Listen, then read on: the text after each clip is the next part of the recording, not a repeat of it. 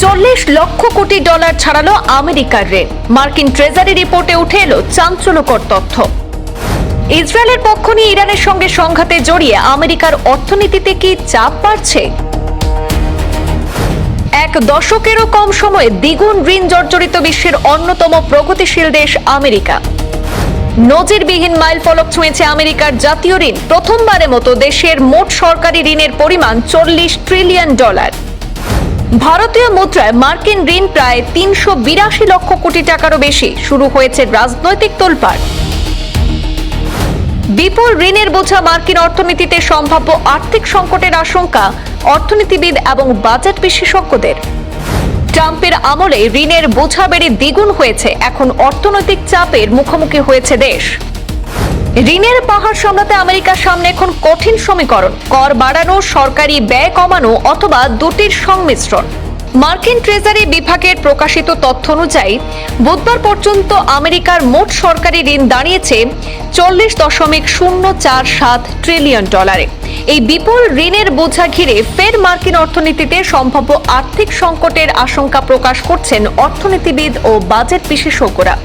Treasury হিসাব অনুযায়ী এই মোট ঋণের মধ্যে $32 ট্রিলিয়নেরও বেশি রয়েছে সাধারণ বিনিয়োগকারীদের হাতে থাকা মার্কিন ট্রেজারি সিকিউরিটিজ হিসেবে।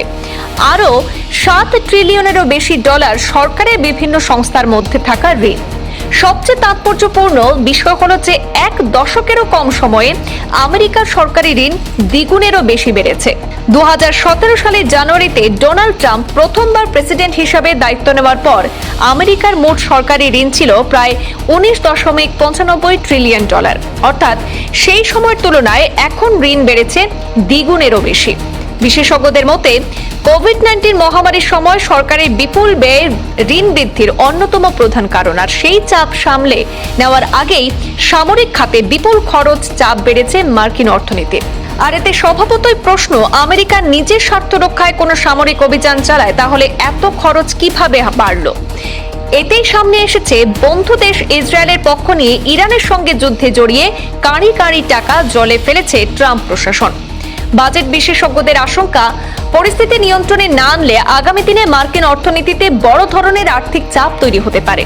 বাজেট কমিটির প্রেসিডেন্ট মায়া ম্যাকগিনিস সতর্ক করে বলেছেন, $40 ট্রিলিয়ন ঋণ শুধু সরকারের হিসেবের অঙ্ক নয়, এর প্রভাব শেষ পর্যন্ত সাধারণ মানুষের উপরেও পড়বে।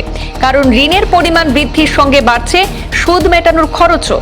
বছরে আমেরিকার সুদ বাবদ ব্যয় এখন প্রায় $1.1 ট্রিলিয়ন। 2025 অর্থবর্ষে প্রথমবার মার্কিন সরকারের ঋণের সুদ মেটানোর খরচ পেন্টাগনের প্রতিরক্ষা বাজেটকে ছাড়িয়ে যায়।